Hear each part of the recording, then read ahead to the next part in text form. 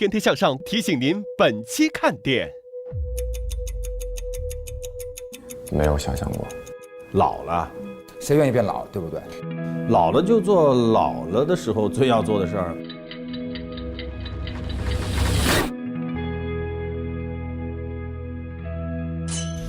我们有请不服老天团。我今年63，我今年64。哇，厉害哦！掌声！五灵绝学，哇，2只手指，我见过这个动图，这个就太厉害。我可以不停地摆出各种 pose。开始了 pose， 可以，超模奶奶，甭管怎么摆都好看。对，我是比沈梦辰还要漂亮的沈梦辰的妈妈。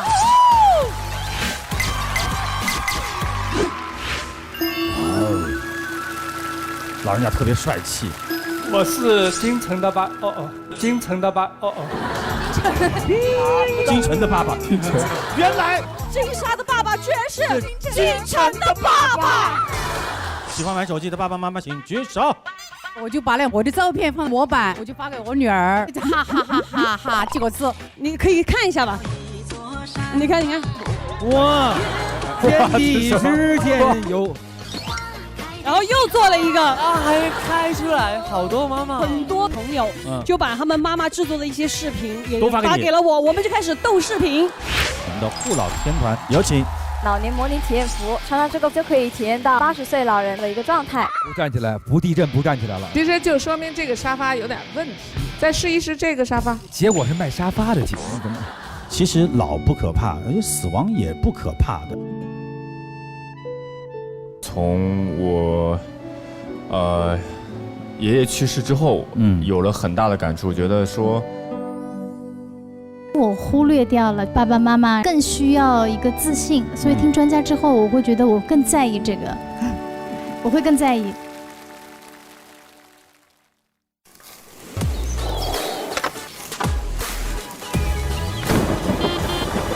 我们天天向上，不慌不忙，天天向上，来日方长，一起玩，不离不弃大声唱。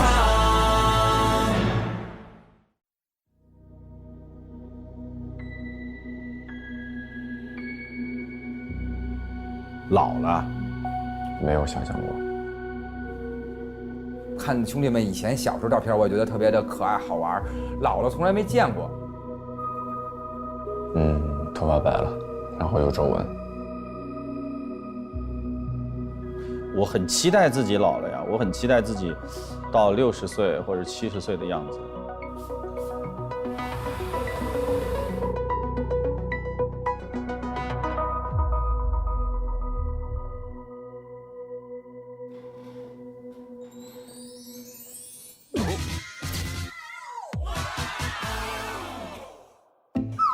哎呀，老了，闭目养神啊！哎呀，我现在可是2050年的自己了，77岁了，人到70古来稀啊，都将近80岁的人了。他们什么时候来呢？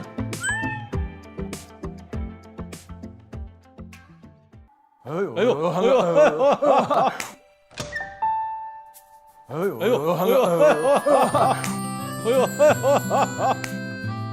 我刚开完演唱会，67岁的演唱会啊！我以为哦，你那开完演唱会你还能蹦跶吗？哎呀，我刚背那阳光彩虹老白马，滴滴答腰闪了啊，滴滴答腰闪了啊！我看你67，我现在特像你妈。我是老头的脸，老太太的头发哦，不是，这头发烫的还不错，都是卷的。你看我老了还这个可以，是吧？您现在特别像那种名画里走出来的人，我觉得我77头发也不至于白成这样，但是发量其实很够，就很棒。我觉得节目组已经很靠谱了，是吧？没给咱们准备那种，就这头发已经稀到就是那种感觉。那你对自己的造型满意吗？不满意啊，谁愿意变老，对不对？我希望我们的造型老师能把我换成王一博，这才是我的愿望。韩哥，您都已经200多年了吧？这是没有，这是70多岁了，70多，2005年。你这啊，我还行。你看这歌，我怎么老了还这么好看？这歌，老年金品嗨起来倍儿老，倍儿爽，真的倍儿老。是，我看看您这个哇，20代天津小兄弟了，桃李遍天下了啊！你是上月球录节目了？月球录节目，哇，厉害！哎，你如果真的67岁，你觉得你会干嘛？我67岁我会干嘛？我待着呗，我不知道，但是我觉得这个写完之后我特别感动。如果我能到67岁还能去演出，还能有人来，我就感觉特别的欣慰。我到67岁还能引起全场大合唱啊，这个简直像梦一样。过了30年还有这样的生活，我简直太幸福了。反正我希望我能写到老。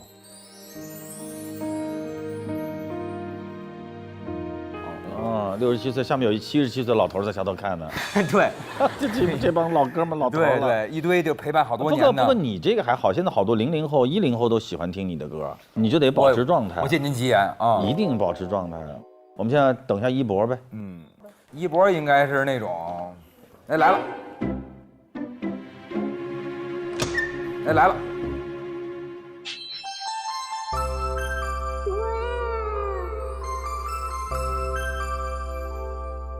我觉得不像。那你觉得你30年后应该是什么样子呢？可能是我爸年轻时候的样子吧。妆上面我觉得画的比我爸老了。这哪儿老？你就这不是一模一样吗？这不是没变化呀！你看我俩都哇，怎么样？这太白了，太白了还行。我看看你的写什么？您那个，您那时候是干嘛了啊？全宇宙50岁以上最具魅力的男人，那肯定的啊！怎么可能？我觉得我没有那么厉害，这太夸张了。这个，你觉得哪个最夸张一点？你就是非得让我念出来嘛，对吧？你套我话让我念出来。你没说。你就在套我话，刚才给你看吧。积极响应国家3胎号召，成为3个孩子的啊！你有没有想过？3个2个吧，3个太多了。但反正得有一个儿子，跟我玩啊！我要培养他摩托车、滑雪、滑板。Cool。不是，大老师其实也没什么。哎，这么说起来，韩哥怎么变化这么大呢？然后那个，我就是把这白主要是对。韩哥，但是这个还是挺酷的。哎，对，韩哥其实这身要穿一个那种皮衣啊，像一摩托那儿也是哈雷这种范儿。对。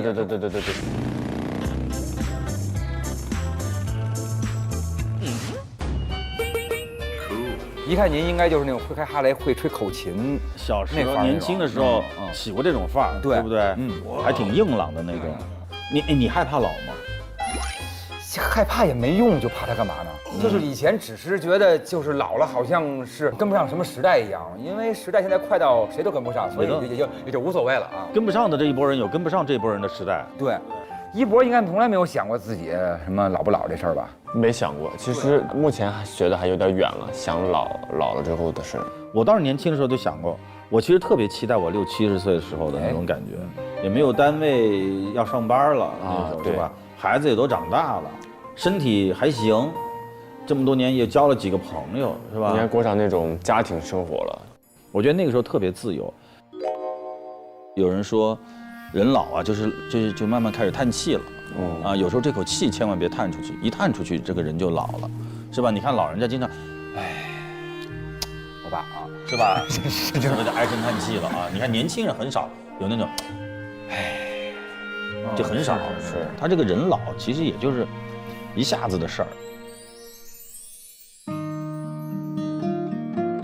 这是人生必须经历的这么一个过程。可能岁数越大之后，就是越希望，不仅是自己的家人陪伴，也希望有这些各种各样的感情的陪伴。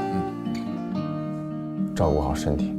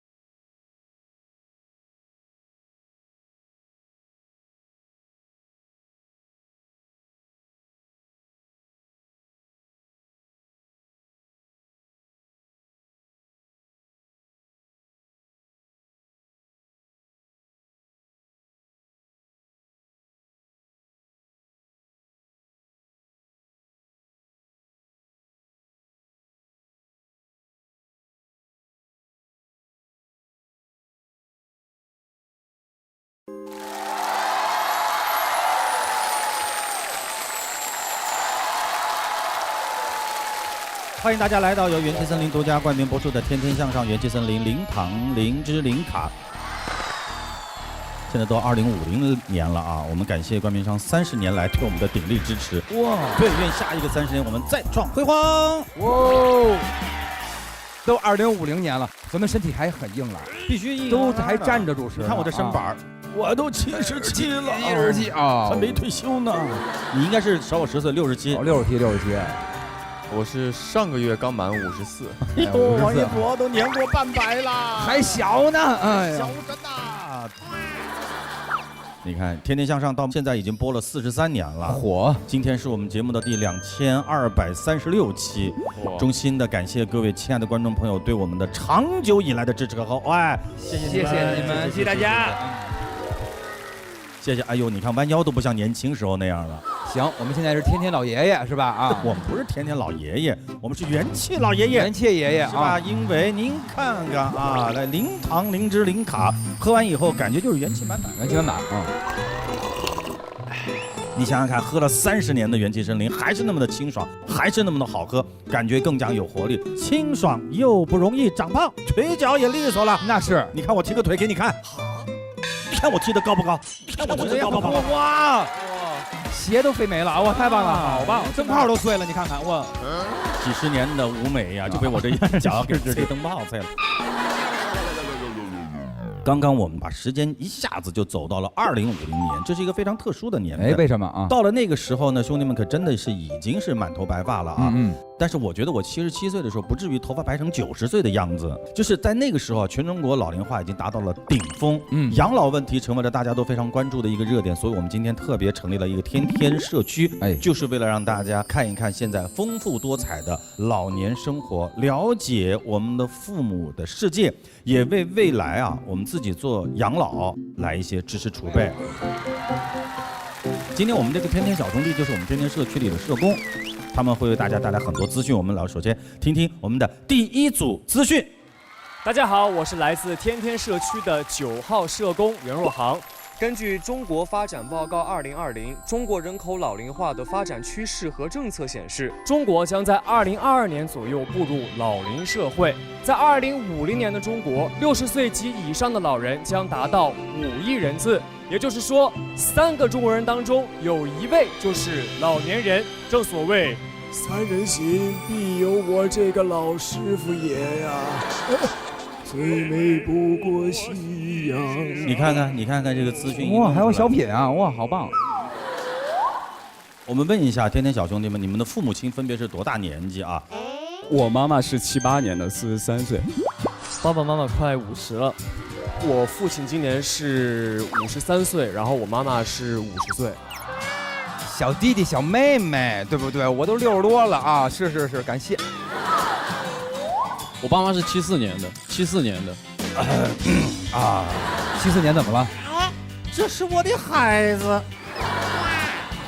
我老爸今年64岁了，然后我妈妈也59岁了。哦，那你是就是父母亲老来得子？对，老来得子。我外婆都没有64岁，我外婆都没有64岁。哇，你们俩又差着辈儿了，这一下赶紧下完节目之后好好的论一论啊。有没有想过就是怎么给父母亲养老这事儿呢？就是觉得还是多些陪伴吧。去年过年的时候，我见到我老爸一次，他头发其实还是黑的，但前2天他来长沙看我的时候，是真的白了。你看，就半年而已。突然那一刻，我就觉得真的是，我就心就要多陪伴，是挺感动，就对，回家看看他们，对。所以养老的问题啊，跟每个人的生活应该都是息息相关的啊。第一是给自己做打算，第二给爸妈更加幸福的晚年。是的。那么今天呢，我们也是非常开心啊，我们请到了相关领域的这样的一些专家，他们有可能能够为我们自己的打算，或者是给爸爸妈妈幸福的晚年啊，给一些计划。而且还来了2个好朋友，对不对？2个好朋友，他们对养老呢也有非常多的疑问，我们希望今天能够给他们答疑解惑吧。当然了，来了，我们掌声有请。好漂亮，哎呦呵，Hello，爷爷好，哎呦，奶奶好，别这么说，金莎，你带着你妈来的呀？这是。I'm sorry， 没有梦辰，哎呀，干嘛？海涛找你，海涛找你。是。刚才金莎有一句话大家都没听清楚，是什么？我说韩哥比之前更帅了，这个扮相是吧？太绝了。哎，韩哥，我有一个问题，什么？为什么一博没有变化？一博自己还觉得50几岁比现在还年轻呢，沉稳了一些，对不对？对，有特意画了法令，你有看到吗？特意的，因为太显小了。对，一博就是这样，没辙，底子就放在这儿了啊。对，你们两个有没有想过自己到了这个年纪？比如说2050年，梦辰你多大了？心里算一下。快70了，对，加19年啊，暴露，好可怕，依然是少女。我觉得我自己长得还算比较显小嫩，慈眉善目，所以可能变成老奶奶也是那个方圆百里蛮可爱的一个奶奶。大家都愿意过去跟奶奶聊聊天儿。对，是的，我想象我身边呢，就是有很多机器人。为什么是机器人陪伴你？就是那个时候，我觉得科技应该非常发展的非常迅速了，然后机器人搞不好还有仿生人，或者说有他的自己的一种智慧，反正跟我对答如流，就可以一直陪伴着我。你看金莎真的是一直都是很梦幻的那种啊，机器人陪着你。好，梦辰，你身边都是些什么人？我啊，海涛，小海小涛，我身边都是一些跟我一样非常时髦的人啊。我觉得我就是过了30年以后，肯定也是属于那种引领时尚的最时髦的时髦 icon， 你是在 icon 上待着，icon 挨着炕嘛，对，挨着炕，因为嫁到东北了，挨着炕。但是那时候已经嫁到东北，挨着时尚教母啊，时尚教母，什么呀？这梦辰现在真的是啊，耍得特别开，可以了啊。我们来问问我们这些小兄弟啊，有95后，有00后，你们有没有想过自己老了以后的样子？就我觉得老的时候有老的那个生活吧，就平静下来，就不像现在。现在是有多不平静啊？就比较急吧，我性格比较急，所以老的时候就可以稳下来嘛。但是我告诉你啊，如果他天生是个急性子，老了以后也会是个急性子。对，不会随着年龄的增加，这个性子有可能会稍微有一点点。那也得是，但是他还是个底子，还是个急性子。该是谁是谁？有没有人怕老，就感觉我不能老，什么老跟我没有关系？这个盛亨，我怕老，我不想老，我想永远20多岁，永远年轻，然后特别热血的那种。有人统计过，人们对这个年龄的衰老的平均年龄认知是36.4岁。什么？就是我现在啊？没错，就是你现在。Oh my god！ 就开始认知，哦呦，老了。哪一刻让你觉得自己老了？我是有的，就是突然间带老花了。哦，眼睛。哦，对。本来这么看没有任何问题，突然间有一天看台本，咦，完了，奔5的年纪了，对不对？你们有吗？有，我以前我可以就是熬到8点，熬不了，早上8点是要干嘛？都看完日出了，还不睡觉啊？但我现在就熬不动了，而且我觉得以前的皮肤都是那种柔焦的皮肤，好像已经经过了美颜一样的。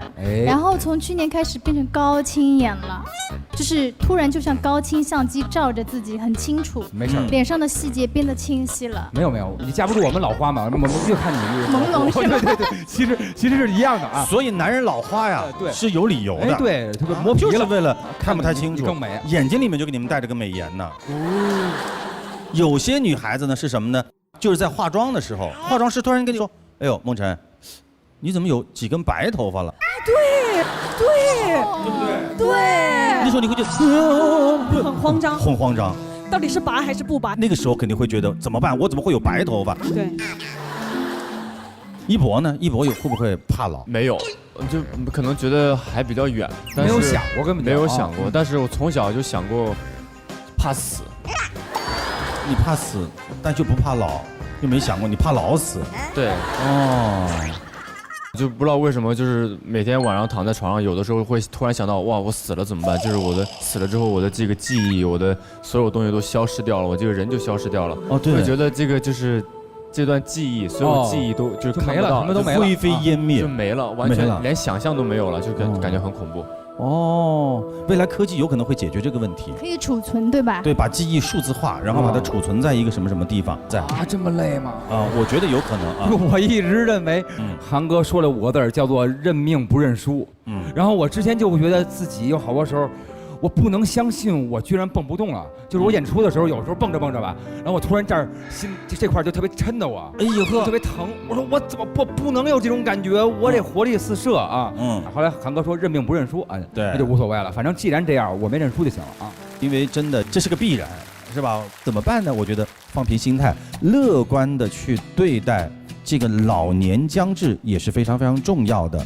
其实呢，现在很多老年人的生活啊，丰富多彩。对，因为现在社会啊，给老年人提供了非常非常好的养老的这样的一个空间，不管是社区，还是整个社会，还是国家，让老年人是老有所乐、老有所为、老有所学。所以现在的老年人啊，其实非常非常的幸福。今天我们的社区呢，就请到了一些越活越开心、越活越精彩的老年代表，让我们看看现代人硬核的老年生活。我们有请不服老天团。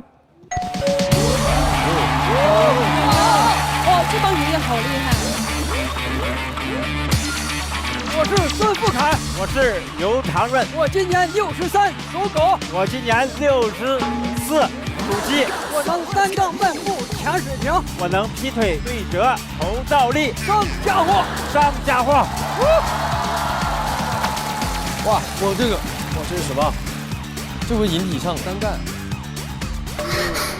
哇，2只手指。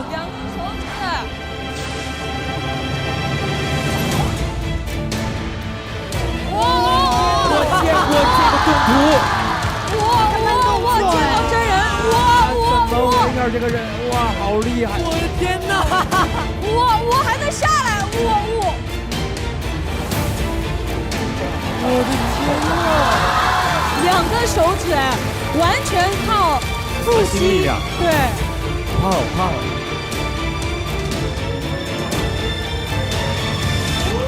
王一博说：“我都做不了，我真做不了，我肯定做不了啊！”牛大爷就是牛，来。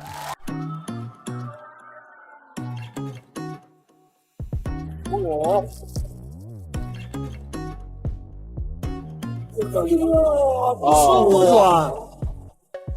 哇！好夸张！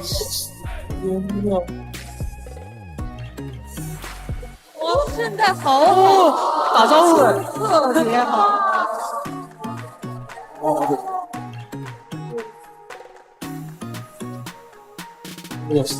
青蛙哥，这是而且纹丝不动，特别稳。这个你放，对，像看点。老子。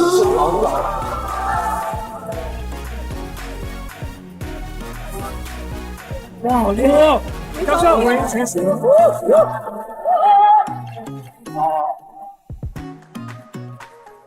大爷太厉害了，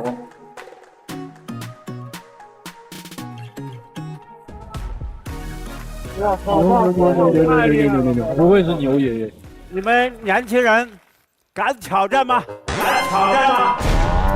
谁是年轻人？我都60多了，别跟我挑战！挑战！你们年轻人敢挑战！来，我去！你要玩什么？两个手指头上单杠啊？试一下那个单杠。我天！加油！不行，是年轻人。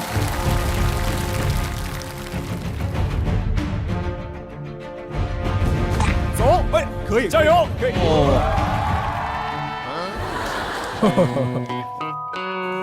没平身体要平，身体要平，身体。旁边2个小哥恨死你了，我告诉你，他们都瞎抖的，有点难。好，来下一位。爷爷，您还有什么绝活？我们还有，看一下吗？有的是绝活，上那个4滑轮。哇，情感支撑的那个吗？什么东西啊？这个有一点的危险性。4个脚。哦，哇，这个哇。你只有手练的。四驱车，蜘蛛侠这是仙呐，这是仙人。我这真人蜘蛛侠，你大爷还是你大爷啊！牛，厉害！怎么样，一博？有点狠了吧？应该是经常健身。试一下。你不要小看这个。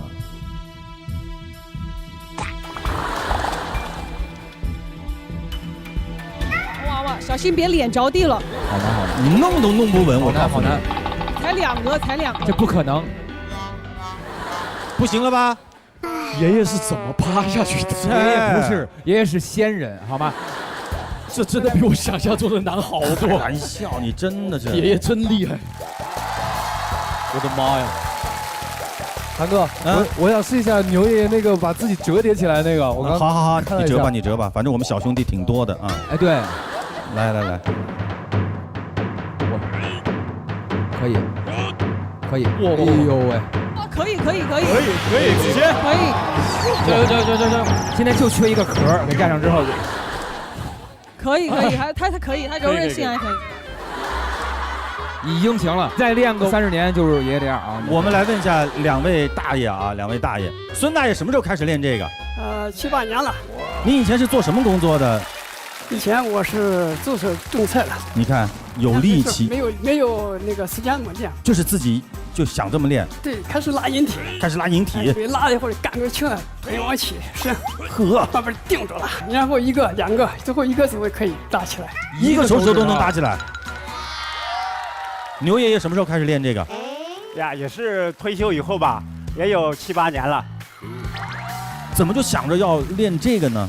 原来身体也是不太好，完了以后看着我们绝活大队，就是好多人年龄比我都大，而且那个功夫看着很了不起，所以您就想加入他们？哎，对。现在我听说啊，绝活大队的粉丝特别多啊。现在你们在公园练的时候，很多人都来看吧？对，所以说我们很有成就感。很自豪，很多年轻人都想过来跟我们比拼，但是都不行。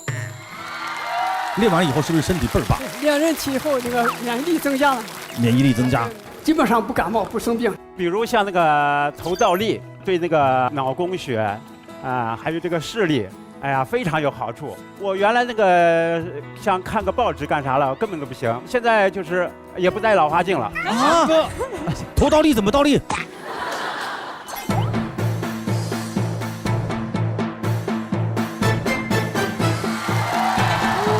哇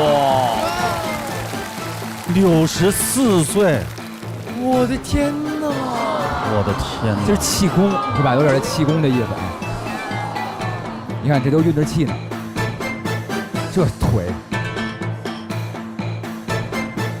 哦，太强了！柔韧性太好了，核心真的。算了。韩哥考虑一下吗？我还是戴老花。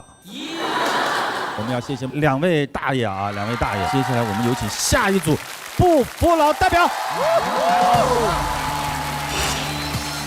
大家好。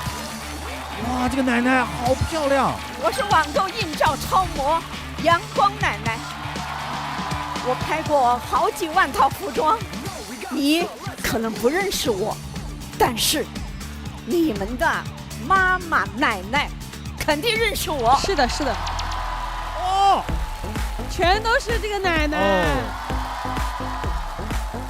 哎呀，奶奶好漂亮！哎呦，我可以不停地摆出各种 pose。开始了 ，pose， 超模奶奶，好专业。哦，好专业。奶奶感觉在过小戏一样。还有哈，可以。哇，大片儿，真的大片儿。甭管怎么摆都好看。对，真的，你要换成大张伟这样的奶奶也还行。哎呀，奶奶好漂亮！奶奶感觉有无数的疑问，哎，这是为什么？我不知道啊。哇，奶奶真好。哇，奶奶好棒。太好看了，美，我们就叫阿姨吧，因为奶奶没有我母亲年纪大。妹，也没有到这个程度。阿姨，您是哪里人？我是湖南常德人。常德的呀？奶奶，您以前是做什么工作的呢？我最早是做歌剧演员。难怪，奶奶以前是歌剧演员哦。所以你看，以前是在舞台上的。就倍儿挺拔的那一种啊！您什么时候开始当模特？您？我是退休以后，最近几年开始做模特的。是走在街上被人发现了，还是陪朋友去模特公司应聘，朋友没有应聘上，看中了您呢？我觉得就是这个故事。不是，都不是，是杭州的一个摄影师哦，主动的给我打电话邀请我。他是从哪儿看到您的这样美丽的模样呢？他好像是从朋友的资料那儿看到我说我的笑容很有亲和力。岂止是亲和力，真的非常非常的有魅力。然后他联系了您之后，您就说，哎，可以试一试。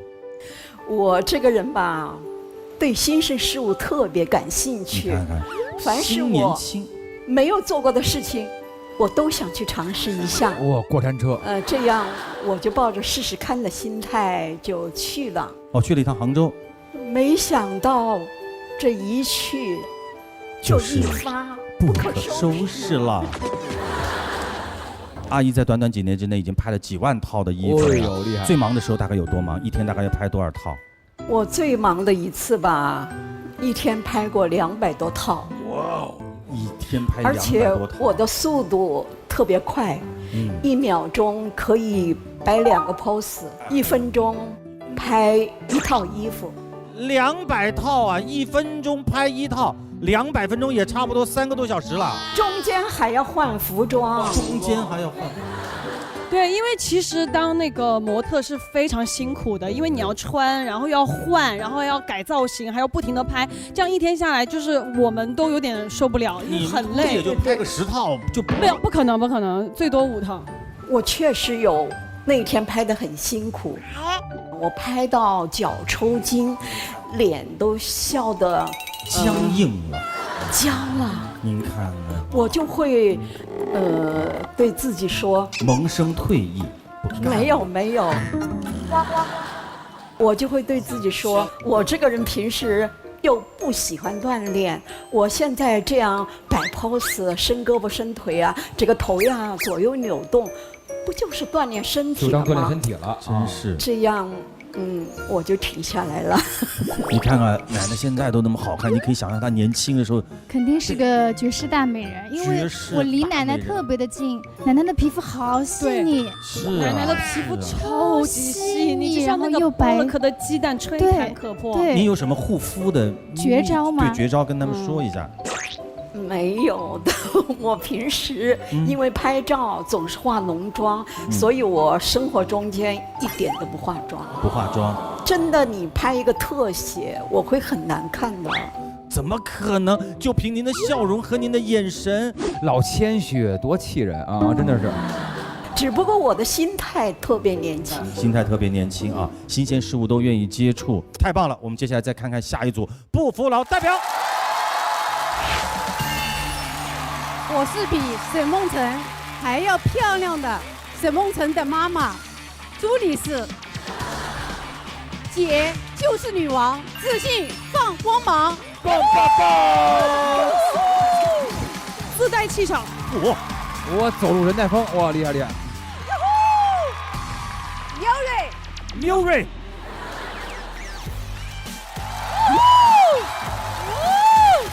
朱律师，为朱律师疯狂打 call！有，这位少女让我们感到心里特别的美丽，每次看到你，我的心就会充满了爱意，她戴上了大墨镜，走起路来非常的神气，姨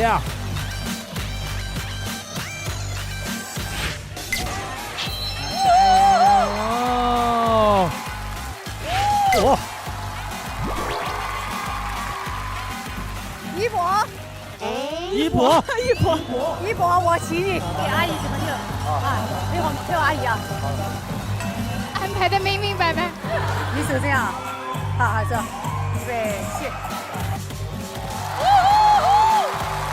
好有气场！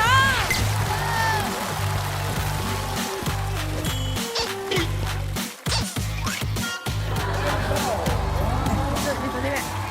我还得摆到一博，你在干嘛？梦辰，救救一博吧！我妈安排的明明白白的。好，谢谢一博，谢谢。还有，朱女士还有什么？去哪儿去啊？哦，那边还有话筒。横平竖直写字，堂堂正正做人。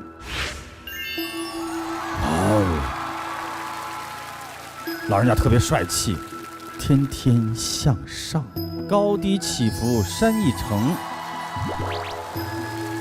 哦，写的是我们的歌词儿，写的真好。我是京城的爸，京城的爸，京城的爸爸，原来他是京城的爸爸！天哪！哎呦喂，在《天天向上》里面公布了一个天大的秘密，金莎的爸爸居然是京城的爸爸！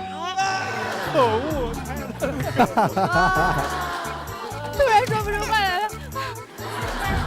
对不起大家，我是金莎的爸爸，吴叔叔。我的说法专制，强迫症。我的说法棒不棒？棒！哇！欢迎！非常好啊！欢迎！汪涵，原来是叫小弟的对吧？今天我要叫你一声哥哥了。对，敬佩的要尊称一声哥哥，我觉得就是口误了。老成这样了。但是啊，叔叔这个字写的特别好，写的是隶书啊，隶书，缠头燕尾，哎，非常有功力的感觉啊。老爸写字是挺帅的，就是像那个古代的江南才子。一定啊！你看刚才那个样子，就这种感觉就很好。但是你解释一下京城什么？京城，解释一下。今天主要看到汪涵，好像我看到以后，我可能是5、6年以后我的样子，就是口误了，就是口误了。哪有？我这个真的是我这都是90几岁的样子了，这个您不至于啊。其实啊，我说实话，我们看到这个金莎的爸爸之后，才知道你为什么就在找另一半的过程当中啊，你说没有要求，你这个父亲都这样了，你肯定会，是不是？没有。你看又要儒雅，又要有爱心啊，对不对？气质又要好，哎，会不会有的时候无形当中会拿过来稍微比较一下？会要比较一点的。一定的。我可能就是喜欢那种有智慧的，谈吐比较优秀的。然后现在我可能是我想找一个，就是他身上的有一些品德，如果有的话，可能遗传给宝宝的。你考虑到好远呢。所以就只能玩纸片人，就特别难。我们这个欢迎梦辰的妈妈，还有这个金莎的爸爸，两个人啊，一个是有颜，一个是有才，在座的年轻人还可能真是比不过啊。刚才那个梦辰的妈妈的表演，梦辰有没有指导一下？很棒。哦，我觉得我妈表演真的气场2.8米，是吧？走路蹦擦擦。我我和我妈一样美。走完 T 台人人夸。哇，押韵了，厉害了。因为是这样的，妈妈就很喜欢就走模特步，然后之前台里有一个节目叫《妈妈你真好看》，然后呢，妈妈还去试了一下镜什么的，但是最后也没选上，不公平，怎么回事？怎么会呢？但是妈妈也没有放弃，在节目里每一期都不落下，他们在节目里走，妈妈就在家里走。哇，你们家好大，你们家是有多大？我在电视机前面，他们前面走，我就在电视机前面走，而且心里还说还没有我走得好呢。对。对的嘞。那当然是您走得好，真的。因为跟他们我都不熟。哦，谢谢。梦辰，妈妈平常除了喜欢这个走秀，当然我们都知道啊，拍照啊什么的，旅行啊什么的。妈妈，快说一下你平时喜欢干嘛？喜欢在小区里面唱歌啊，跳舞啊，走秀啊，还有出去旅游。一般出去带多少条纱巾？带一样的颜色，一样一个，一样一致。还喜欢拍照是不是？还喜欢拍照，还有拍照。而且是这位姐姐们，这6姐妹六金花，哎，来。对，这是妈妈们的标准拍照姿势。这是一块求雨的哈。没有，面向大海，春暖花开。我还对，那些都是谁拍的呀，妈妈？都是，梦辰的爸爸喜欢摄影。哎呦，你看这两个人。我出去旅游就是他爸爸，他负责拍照，我负责貌美如花，他就服务到家。哇，好吧，押韵都押上韵了啊！妈，不错不错。哎，你看，我们看了一下爸爸妈妈们的老年生活，真的是快乐的程度让我们想象不到啊！天天社区呢也给我们总结了几件老年人喜爱的活动，我们请小兄弟跟我们一起来分享一下。嗨，大家好，我是天天社区的3号社工邹子杰。今天呢，我要为大家带来一个特别震撼的消息哦，就是全中国现在一共有9.4亿的网民，这里面50岁以上的总人数达到了2.6个亿呀！哦，所以今天你们的父母冲浪了吗？来，喜欢玩手机的爸爸妈妈，喜欢玩手机的请举手。我妈这么勇敢呢？手机玩的，喜欢听评书、听小说，什么时段听哪个台的，我喜欢这样。这是上海啊，老克拉是吧？对。哎、朱理事，您呢？我也喜欢玩手机。里面有那个模板，我就把我的照片放在上面，我就发给我女儿，发给她就哈哈哈哈哈，结果是我就以为她好高兴，夸奖我就又发了一组给她。其实她，我妈特别可爱，她就是你可以看一下吧。你看，哇，天地之间有哇，好棒！哇，好多个妈妈。当，大草原上是吧？哇，好棒！哇，迷幻。这个好。然后又做了一个，开出来，好多妈妈。妈妈说我开花了。是这样的，他发了第一个给我，然后我笑得不行，因为我觉得我妈太可爱了，我就把这个分享到我的朋友圈里，结果同一个世界，同一个妈，很多年不联系的朋友纷纷给我发来了短信和贺电，就把他们妈妈制作的一些视频也发给了我，我们就开始斗视频，自己制作的很厉害，来请看一下，这个呢是那个虎的妈妈，龙妈妈，哎呦。后来我就觉得不行，不能输。3条龙，又变成了3条龙。逗妈还行什么的，这就是一妈不可收拾啊！就那天的快乐都是妈妈给的，真是不容易啊！妈妈们的想法真的，我们自己有时候是不大理解，就像我们年轻的时候，我们的很多想法爸爸妈妈不理解一样啊。它就是这样的一个反复的过程。听说爸爸很喜欢转发一些朋友圈，对，我爸很喜欢转一些什么奇奇怪怪的东西在我们朋友圈，我真的有时候看不懂。他前2天发了一个2个机器人聊天，他们会爱上对方吗？那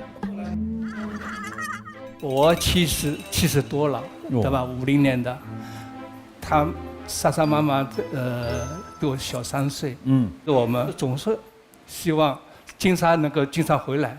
对，不能回来的话，我也想有个简单的机器人能够聊聊天，能够对话，替代一下金莎在平时在家的一个样子啊。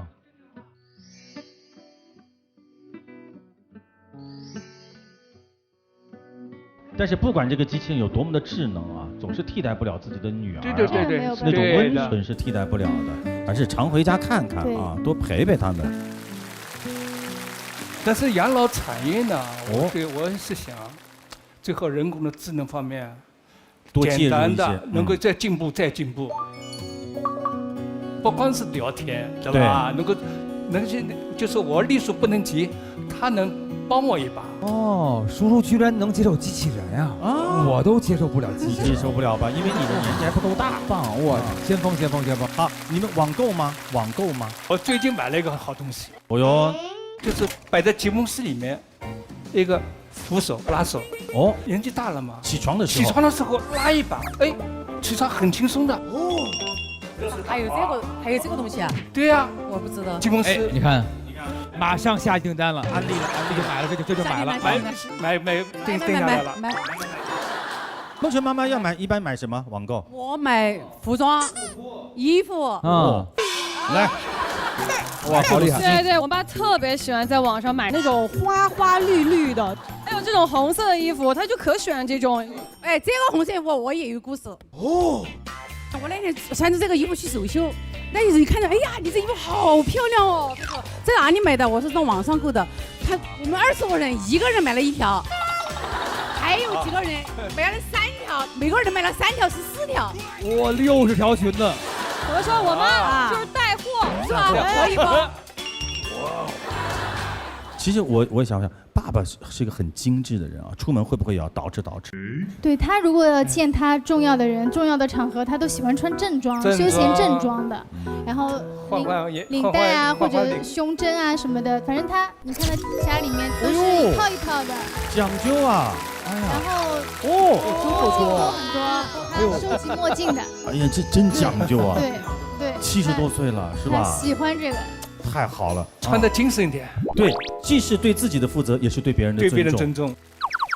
其实这里呢有一个心理补偿机制的问题啊，父母亲年轻的时候呢，因为年代的原因，那个时候的衣服啊就那几种颜色，所以他有个心理补偿。哎，我年纪大了，孩子们又孝顺，我就要穿那些我年轻时候想穿的衣服。虽然说我现在已经70多岁了，但是想穿衣服的那个年龄还是20多岁，所以你看。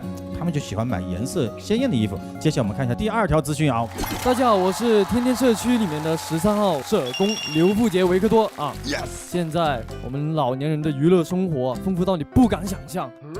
在9月之后，各地的老年大学都会开启了他们的抢课模式，什么厨艺、化妆啊、书法啊、太极，各种热门课程抢不停啊！哥，你们知道吗？在 KTV， 老年人已经成为了他们的主力军。哦 ，VIP。所以问一下大家啊，今天你的父母快乐了吗？快乐啊！其实一说到 K 歌呀，好多。我妈妈就是老去 KTV， 各种卓玛，就是各种各样的卓玛，也不知道怎么身上那么多卓玛呀、套马呀，各种。对。关于马的歌，他全会。阳光彩虹小白马，阳光彩虹小白马，那个歌还一般，主要是套马，还有去西藏，他特别好去西藏。哎，2位是不是您老去 KTV 唱一些草原的歌曲吗？还好。哎，那您最喜欢什么样的歌？一张嘴就能唱起哪首歌来？哦，一张嘴。酒醉的蝴蝶呢？啊，酒醉的蝴蝶也可以啊。可以啊。怎么也飞不出，怎么也飞不出，怎么也飞不出。花花的世界，花花的世界啊！哎呀，我这个因为我贴了胡子，我都不好意思笑得太大了，感觉要裂开了啊！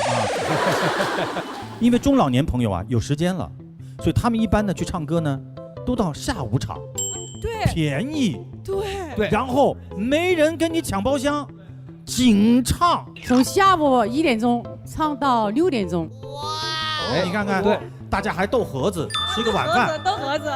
什么叫斗盒子？ AA 制 ，AA 制嘛，就是每个人其实出的钱可少了，但是能玩好多。对，吴叔叔，您会不会也唱歌？我不太唱，基本上不唱。我妈妈喜欢唱，是吧？我们去旅游的时候不是民宿嘛，然后有一间专门的 KTV， 她全程从头唱到尾，麦霸。然后还要我转发朋友圈说夸她。对，长辈都是这样，希望被自己的孩子认可啊。其实呢，学习啊也成了养老的一种方式。我们说老有所学啊，所以呢，爸爸妈妈有时候退休之后呢，都有一些学习计划。比如说我母亲就学二胡，她觉得心灵方能手巧，手巧呢又能带动这个大脑。所以我母亲啊，60岁开始学，现在快80岁了。哎，现在我一回去就拉二胡，我就直接问妈妈，是不是最近卡里没钱了？嘿，这个惨是吧？二泉音乐是吧？我说妈妈来，手机开快给你喝个，对，等我走了以后再练啊。赛马。啊，对。我爸最近开发了一个新技能，前几年开始就加入了那个湖南省老年摄影家协会。哦呦，加入了，还拍挺好。就还有他们有一个那个协会嘛，也是每人斗壳子，每人20块钱，请模特然后去拍。我这是爸爸拍的。这是我奶奶，哎呦，这是爸爸拍的，哎呦，拍的好，这是爸爸的作品，对，还有几张，像油画一样，对，还有，这是奶奶，这是在我家里，对，奶奶家。可以呀，付的钱吗？奶奶20块钱给了吗？没有，就是我爸在那个月湖公园，然后他去拍落日的时候，看到有一家3口，他就跟他们沟通说，你能不能把你女儿举起来，我拍一张照片。那天是父亲节，对，然后他就拍完这个，还就是举起的是希望，还取了个名字啊。对，参加这个影展，这是我爸来拍的模特，他们请的模特，就是也是花钱请的模特拍的啊。这一点呢，我就很不爽了。这模特还没家里的漂亮。对，就是家里有一个这么好的模特，他都不拍，非要花20块钱，他们一定要跑出去花20块钱拍。真的是怎么回事？我的爸爸。老爸，你对摄影有兴趣吗？其实啊，吴叔叔可以去当模特，让别人来拍。我也觉得，对不对？老爸，他身形、气场、气质是可以的。这个时候啊，是吧？我给你20块，然后你让爸爸拍我爸爸。20块是一个人出的钱，要他们有好几十个人呢，几百块钱呢。你看，越聊越开心了。我们要谢谢梦辰的妈妈，还有我们的金莎的爸爸，请到我们的台侧入座啊，休息一下。是的，我们今天呢不仅让大家感受到了老年生活的快乐，还要为大家提供更加专业的、科学的养老和护老的知识。我们天天社区呢就请来了重磅嘉宾，让我们有请我们的护老天团，来自清华大学建筑学院的周艳敏教授，以及哈佛大学人类发展与心理学硕士陈思，有请，欢迎。天天向上提醒您稍后看点。这2套呢是我们的老年模拟体验服。那穿上这个服装，我们就可以体验到一个大概80岁老人他日常生活的一个状态。你看你老一回啊，要多少人伺候你啊？年轻挣钱就为故人啊，小伙子们啊！现在我们把这几个沙发试一试哈。不地震不站起来了，再也不站起来了。再也不站起来了。和父母最好的距离就是说1碗汤的距离。把爸妈送到养老院就是超级不孝顺的。这个其实我觉得还是有点老观念的这种成分在里头。我此时此刻还是这个想法。但是我和莎莎妈妈呢，曾经是商量过的。元气森林，天天向上，待会儿见。元气森林，天天向上，现在继续。本节目由元气森林冠名播出，元气森林零糖零脂零卡。是的，我们今天呢不仅让大家感受到了老年生活的快乐，还要为大家提供更加专业的、科学的养老和护老的知识。我们天天社区呢就请来了重磅嘉宾，让我们有请我们的护老天团，来自清华大学建筑学院的周艳敏教授，以及哈佛大学人类发展与心理学硕士陈思，有请，欢迎。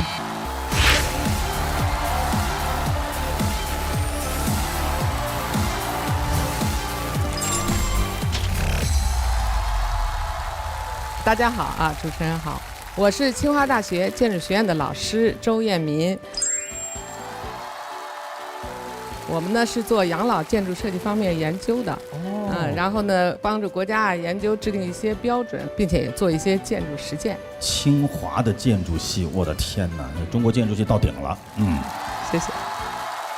大家好，我叫陈思，我毕业于哈佛大学人类发展与心理学专业。我现在呢是沈阳的一家养老院的院长，我希望呢用专业的知识打造文化养老的理念，希望给老年人们带来更多的幸福和快乐。陈院长，您之前是做什么的？在做养老之前？我做养老之前在华尔街做金融猎头。做猎头。那后来为什么就选择做了这个呢？是被别人猎了？没有，这个也有一点传承的意味在里头吧。因为我高中的时候，我的妈妈和我的阿姨，他们2个人就做了一个养老院。我等于每年的假期，我都是跟爷爷奶奶们在一起，然后我很喜欢跟他们在一起的氛围。我在国外工作的时候呢，有一次跟我母亲视频，就也是突然发现，哎，怎么白了这么多头发？那一瞬间我就认识到啊，原来我的母亲已经老了，就是所以我就很想回来陪伴她。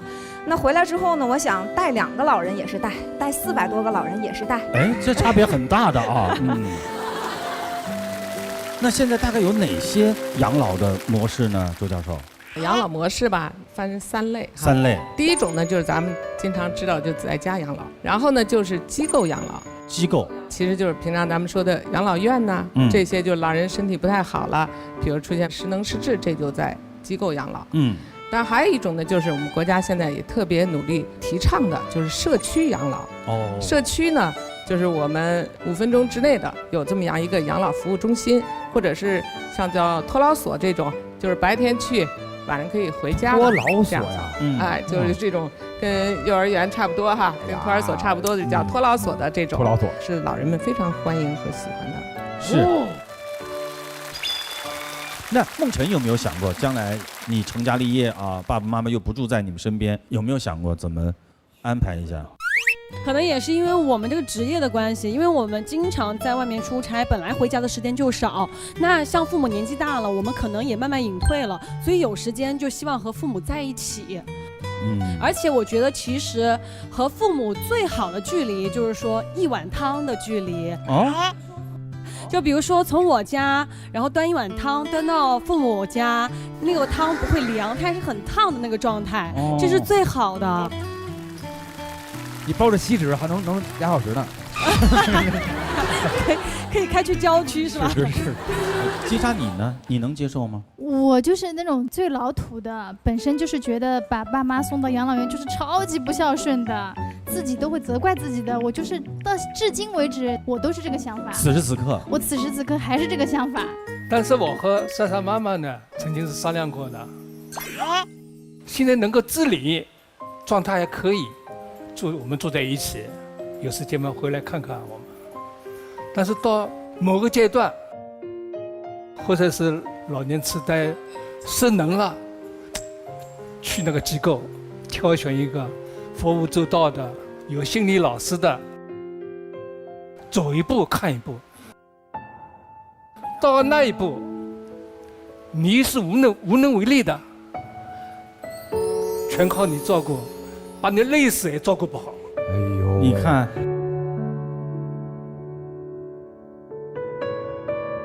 我和莎莎妈妈讨论过，也商量过。哎呦喂，别这么悲壮。金莎你没见过，我之前见过一位老师，牛本老师，他就住在一个就是这种养老机构、公寓。是。然后他好开心，因为有好多人跟他一块玩。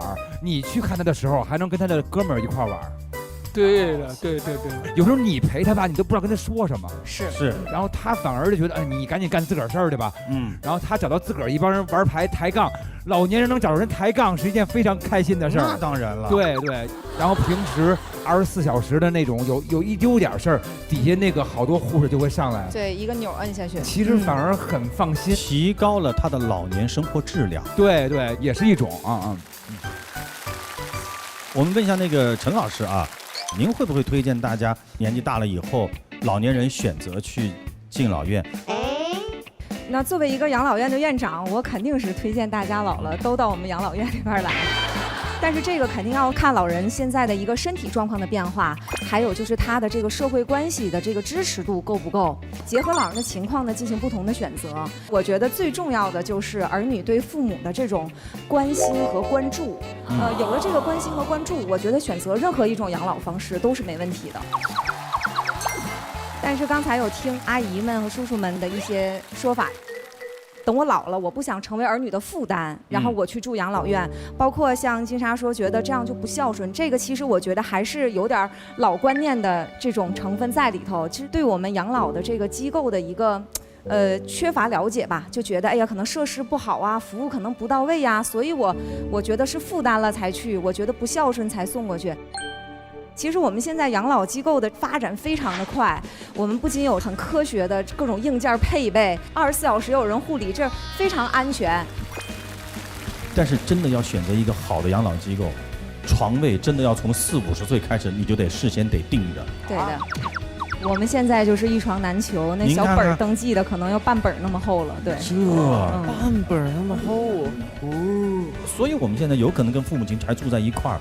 要大概做一些什么会更加合理一些？周教授，年轻人呢，有时候不是太理解老人，所以我们做的事儿呢，往往是好意，但是做错了。所以今天呢，我们准备了点衣服哈。大家好，我是来自长沙民政职业技术学院的学生李婷。这2套呢是我们的老年模拟体验服。那穿上这个服装啊，我们就可以体验到一个大概80岁老人他日常生活的一个状态。你们先穿一个试试哈。它这个是负重的沙袋，就是绑在手腕和脚踝的。哦，腿上也得负重，哎，这跟练草上飞是一件事儿。你把这个脱了以后，你真的你就穿着就回去了。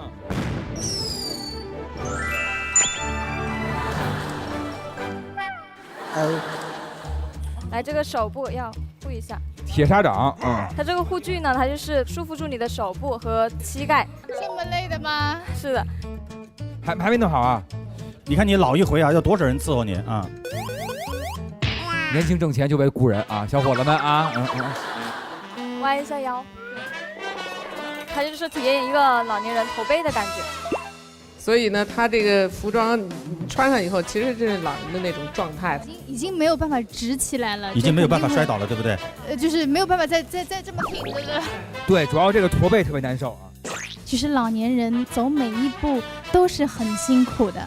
现在我们把这几个沙发试一试哈。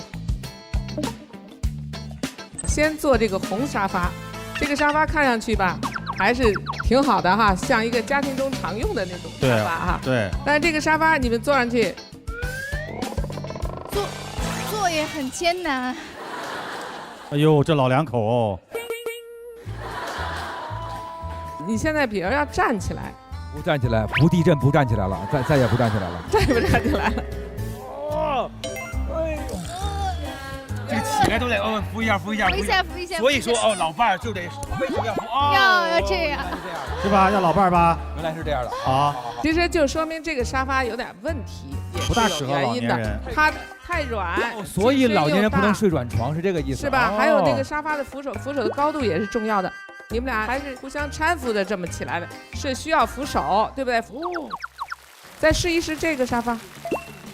结果是卖沙发的紧，就理解一下怎么为老人选择家具，因为很多人可能买的好沙发并不见得好用。这个沙发是硬的，好坐一点，是不是这意思？好坐一点。刚才这个沙发呢，你看还有一个特点，就是这个扶手这儿还有一个小的弯儿，后边也有哈。这些呢就是，你坐的时候可以把拐杖靠在这儿，有时候也怕碰掉呢，这边有一个绳挂在这上也是非常好用的啊。这个位置也可以搭一下这个拐杖。另外呢，从那个起身的角度来说，这个高度扶手的这个方便性是非常好的，比刚才那个红款的那种呢是更加适合老人起身的啊。比如站起来，哎呦，这个沙发是不是好多了？平常我们只卖3999，今天在我的直播间只要1999。你说什么？199？来，我们一起3、2、1，上链接啊！好，还有一个沙发哈，刚才不是起立不方便吗？这种沙发就是更加有利于他起身或者坐下，啊，你看，今天坐着挺好的，没什么感觉，对吧？你看这边院长替你把它给降下去了，这个就很舒服，是不是？主要是你起身和坐下时候那个力量不够，他腿还可以翘起来的啊。抬起来，它这个蛮舒服的，就你待会儿来尝试一下，它那个颈椎就没有那么痛苦。让你爸来尝试一下，这个他好想买，对不对？对，这个沙发我都有点心动。对，家庭头等舱，这样腿呢抬起来以后血流更好一些。哎，这得起身。哎，这起身就好。起身，他就站立的重心起来以后，没有腿部力量就不需要那么多，就这样更有助于他起身。你站起来一下，站起来一下，啥？很轻松的就站起来了。待会儿吴叔他们都体验一下啊，这个真是。老伴，你来体验一下吗？哇，这个很舒服哎，比我们家那个要舒服。你原来生出来的也有，是吧 ？L 型的嘛，那个有点累。家里只是能这样，但是他没有这个。对，往下坐的时候没有刚才那个腿那个力量那么大哈，这样舒服多了啊。对，他就慢慢的摇下去。这个带按摩嘛，我们爸爸喜欢这个后边带按摩的那后边的。对，它可以组合起来，有的椅子带按摩，而且有的还带音箱呢。对，音箱，戴着耳机听戏什么的。马上很轻松的就站起来了啊！主要是重心变了，那我们在这里请教一下我们的周教授，就是除了这些啊家居的一些这个设施之外，还有一些什么是就是要改造？那么最重要的是防止他跌倒。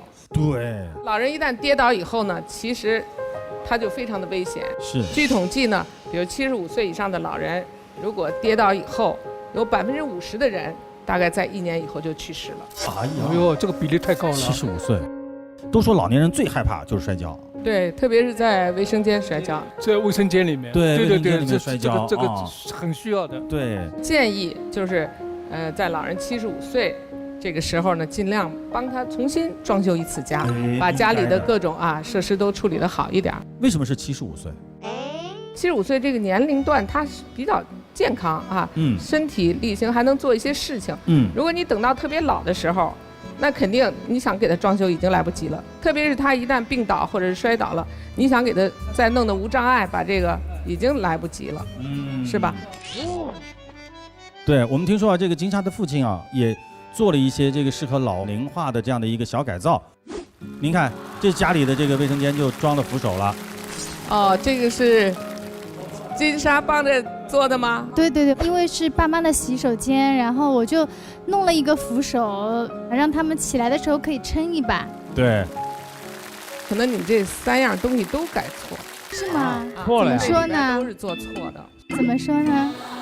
首先拿手指那个，手指对，说的对，往后搁了错啊，它必须是在我们的座椅稍微前方一点的啊，也不能太远，这么够着不方便。这么着肯定扭着腰了，老人以后老了以后都有这种问题。很容易，就是你突然间回去一拿，卡住了，哦，是吧？有这种有道理，有道理。你刚才说这样的一个折形的扶手吧？对对对，你装反了，是吗？你装反了，这个问题还是比较严重。因为吧，你是这样的，你想你这么站起来，或者是这样有点拉力，拉完了帮着站。如果你反的，你不会那样的，对不对？你不会用这个力量的。反过来就好了。对，反了。哦，应该是这样的，然后翻过来，角度不对。第3个呢，是你刚才那个，你的凳子虽然这样我们可以哈，但是我觉得你的花洒就是离它可能远，它本来应该有竖向的，可以调节这个位置。是插在高头的一个花洒，哦，瀑布式的那种，是不是？对对对对对。比如说他擦肥皂或者干嘛的时候，应该有个低位的座，它搁在上头以后还能喷在身上，这样不是还保持温暖吗？对不对吧？哎呀，好仔细呀！你说低位的就直接喷，对吧？啊。你自己洗的时候不方便，你坐的姿势上你必须能够有一个对撑身上这个水龙头哈。哎呀，幸亏我们家是这么安的，是吧？你做对了哈。这个呢，我们就给出了一些尺寸啊，比如你洗澡的时候，到底哪个地方应该设扶手，设多高，等等，就这些尺寸要把握。这看看最合理的。刚才您有特别好的心，是给爸妈做出这样的一个适老化的改造，但是呢，如果尺寸错了呢，它使用上可能还不方便，方便了啊，或者甚至有的时候没弄好，还出了危险了。这个真是专业。对，那太好了。接下来呢，我们周教授准备了几道题，你们来选一选，看看哪一种很适合老人家使用啊。天天向上提醒您稍后看点。这几种哪个更好？水龙头、开关面板、门把手。这个是带夜光的，黑的时候它发亮的。这个好一些。这个好一些。这个因为它现在边上有这个东西。这两个有什么区别？不是都一样吗？两位专家说完之后，我就觉得还是要改变一些观念。从我爷爷去世之后，有了很大的感触，觉得说，我之前的想法太固有了，我忽略掉了爸爸妈妈更需要一个自信，所以听专家之后，我会觉得我更在意这个，我会更在意。元气森林，天天向上。待会儿见，元气森林，天天向上，现在继续。本节目由元气森林冠名播出，元气森林零糖零脂零卡。接下来呢，我们周教授准备了几道题，你们来选一选，看看哪一种很适合老人家使用啊。这有几种哈，一个呢是水龙头、开关面板，还有呢是门把手。你们觉得这几种哪个更好？水龙头的开关哪一种适合老人家使用？哎，看看这几样，大家去选一选啊。我觉得应该是带这个，对，反正最高那肯定不错，应该高的好。那拧的那个有点麻烦，它那个。对。还有呢，那几样呢？这两个有什么区别？不都一样吗？有带钩的，有没带钩的，有平的呀。朱理事，你觉得这个把手哪个好一点？这个我觉得这个好一些。这个好一些、这个因为它现在边上有这个东西。我觉得应该也是上下的两种。还有那开关面板，你们更喜欢哪个？这个，我觉得老人这个会比较好一点。对，这个是带夜光的，黑的时候它发亮的开关。哎呦，你看看。面板呢？刚才，这个警察爸爸说的特别对啊。那么就是我们希望的是少有这个按钮特别多的这种，你手指头多啰嗦，这个老碰不着，碰到别处去了，是吧？对。所以我们需要有大面板，简单化，就一个，有的时候可能手不行，就这么着就都能开，对吧？特别是刚刚您说到有这个小指示灯也特别好，对，稍微晚上比较暗的时候，还能摸到这个地方，还夜光，有点夜光的也还是非常不错的。水龙头的这个扳手哈，其实呢，我们觉得这种哈比较圆润的，边上不拉手的这种是比较好的。但是这个呢，中间带环的，其实也非常好，因为有的手吧抖啊，或者是抓不住啊，它勾到这儿，它还就能帮助他，就是对老人来说。这个就特别差，就是用老人的这个旋转的力量，这个老人很难做到，手指头没有劲儿，并且如果是卫生间的，有时候有点肥皂水什么比较滑，老也弄不成，主要是手的关节它后来僵化了不好用。那么这个门把手呢，我们说其实这种肯定大家都知道，跟刚才那个意思一样，就特别难转，这个手握力不行。但这两种呢好像比较接近，但是其实呢，刚才你说的特别对哈，就是它的这个弯过去这一点有特别大的价值，保护作用。这是什么保护作用呢？他开门手抖嘛，有时候老年人站不稳，他就可以帮你撑下，也是有一定道理的。更重要的是什么呢？弯过来和它的这个比较，就是这个东西是直的，很容易把袖口带进去，或者书包带你不知道这么啪一下带着你就一个别切，你就危险了，是不是有这个经历？还真是哦，而且你看这个地方还有点小棱角，这个地方一个小弧度，就圆润一些，就更好一些啊。所以这种小的五金件你看着不起眼，其实每个小地方都跟老人他有关系，是吧？我们要选对，而不是随便做特别好看呐什么的，金光闪闪的这些都不管用啊。对，你看我们刚才都说的是环境的改造，但是心理问题也不容忽视啊。只有读懂老年人的心理，才能够真正的去老吾老及人之老。那老年人最容易出现的心理问题大概是什么？其实进入老年了之后呢，很容易出现很多消极的情绪和心理，失落，比如这个失落、自卑、孤僻等等。一部分原因呢，是由于他们在不断的感受这种失去的过程，比如说他们失去了健康的体魄，然后他们失去了很多的这个社会关系啊、话语权呐，导致他们可能越来越喜欢在自己的小圈子里面待着，然后呢越来越孤僻和自卑。所以这个时候呢，我们就要发挥我们的这个聪明才智，要让他们有契机去迈出他们的这个小圈子。在我们公寓里面呢，我们组建了一个老年模特队儿。3个方阵，活力老人方阵，还有这个推着助行器、拐杖的老人。第3个方阵呢，就是我们的轮椅模特队儿。开始的时候呢，只有我带着几个活力的老人，大家一起走。然后呢，我们就开始逐渐的哄一些有点害羞的老人跟我们在一起走。他们走了1、2次之后，觉得也挺不错的，展现自己，就也加入到了这个队伍中。然后我又发现有坐轮椅的老人，他其实看着这个模特队的时候，眼睛里边是充满了羡慕和期待的目光。我就直接推着他们也跟着这个队伍后面，这样呢，我们这个队伍就越来越壮大了。所以应用到我们的生活中，对于我们的父母，我们也要想一些小技巧，把他们哄出家门，参与到社会活动中。比如像刚才阿姨很喜欢穿漂亮的衣服嘛，那就可以给妈妈说，我给你买了2套很漂亮的衣服。我听说隔壁张姨弄了一模特队儿，你这衣服不去可白瞎了。那个我们一起去看看吧。她去了1、2次之后呢，她有这种正向的反馈了，她就会越来越愿意参与到这个过程当中。现在回到家里最害怕听到的就是母亲跟我说，张阿姨又走了。对。隔几天回去，赵叔叔也走了。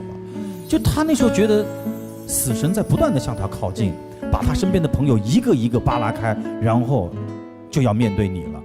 这种对于老人来说，非常非常的失落，甚至是感觉到恐惧。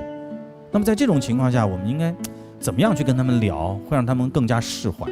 就能不能够直接跟他们聊关于死亡的这样的一个话题？其实不仅是老年人，像刚才一博也说了，孩子呀，还有成年人，其实我们都会对死亡有种莫名的恐惧。只是说当老年人，他们的恐惧感会来得更强烈一些。所以我觉得呢，可以谈论死亡。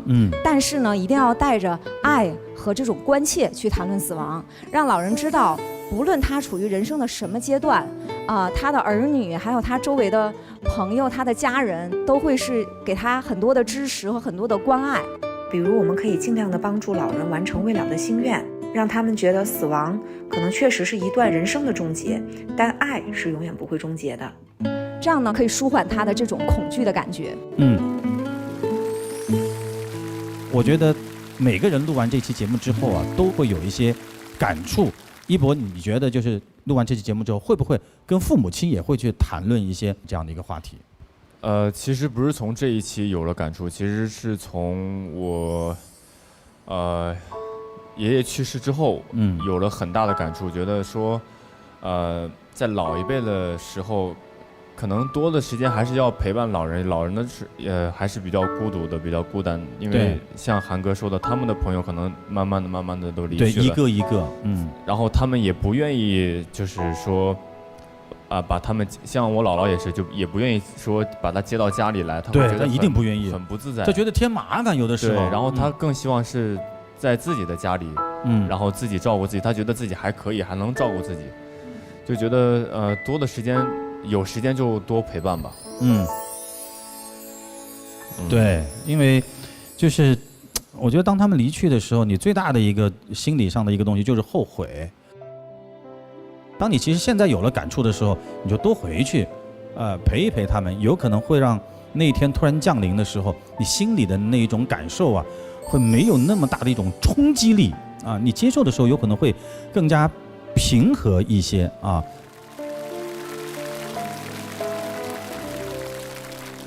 大张伟呢？我今天最大感触就是，回去给我爸那个浴室安一板凳啊，安一板凳。我都不知道这屋里这个浴室还要安板凳这件事儿。你给他安完之后呢，其实他就会觉得你真的很在乎他，因为很多时候他们虽然老说你赶紧出去工作，但是他们特别在乎你，突然间更爱他了一点儿。所以说我觉得这一点一滴的事情，其实以后也是我要去多做的事情。对，你成长了啊。这两位姑娘呢？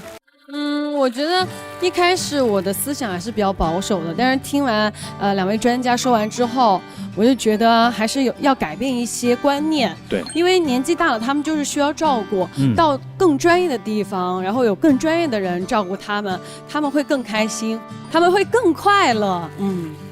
我也是觉得我之前的想法太固有了，我忽略掉了爸爸妈妈更需要一个自信。我之前是忽略了，所以听专家之后，我会觉得我更在意这个。对，我会更在意。是，我们今天啊，就特别感谢金莎的父亲、凤晨的妈妈，还有几位老师来到我们节目现场，跟我们一起来探讨这样的一个问题。我们国家现在一天一天在不断的进步，不断的让所有的老年人老有所乐、老有所为、老有所养，家庭承担、社会承担，双管并举。让老年人啊，在这样的一个过程当中，他真的是有保障的老去，有尊严的离去。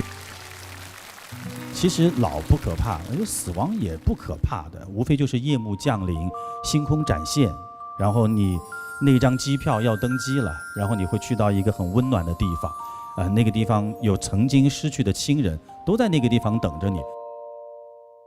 我觉得我们要建立一个非常好的老年观，也要建立一个非常好的一个死亡观。其实它只是人生的一个阶段而已，它是另外一种开始，我们每个人都要经历。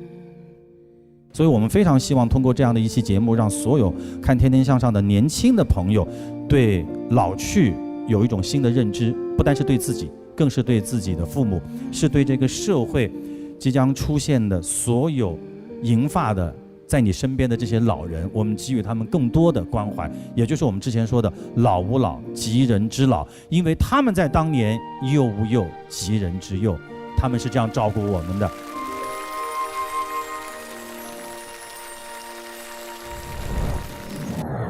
天天向上提醒您稍后看点。下面我就给你扎针。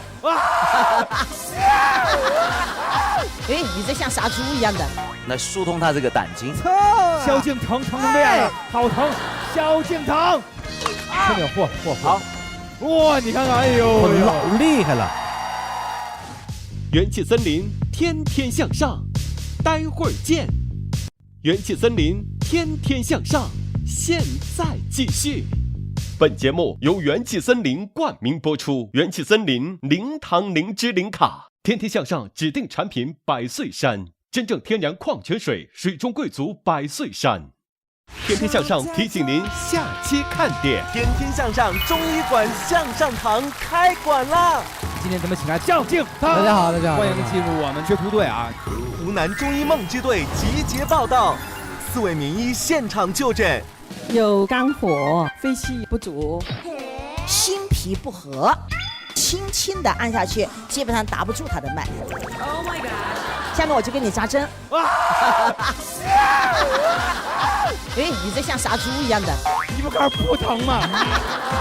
我扎你的这个神门穴。你看啊，之前那一针都没有戴眼镜的，这一针戴眼镜了。推拿医生的手都是有功的。膝盖啊弯曲就会不舒服。来疏通他这个胆经。萧敬腾疼成这样了，好疼！萧敬腾，快点嚯，好，哇，你看看，哎呦，老厉害了！传授健康法宝。童子尿它是一种中药，锅底灰也是一味中药。你看了吗？像胃癌和肝癌啊，跟大量饮酒有着密切的关系。第一个动作叫蝴蝶展翅，金蝉朴实，溪流望月。高深吧，老师棒啊！分享抗疫故事，因时因地因宜辩证施治来治疗新冠肺炎。最开始30%的人用中药，现在96%。我们中医人有自信、有能力，能够战胜新冠。下周日晚天天向上，让我们一起了解中医的奥秘，祝您身体健康。我们在这里再次感谢诸位嘉宾，也感谢独家冠名商元气森林。元气森林零糖零脂零卡，希望各位不管是老了之后还是怎样，一定要开心快乐，越过越精彩。也希望爷爷奶奶们、爸爸妈妈们保持年轻的心态，越活越精神。我们下期再见。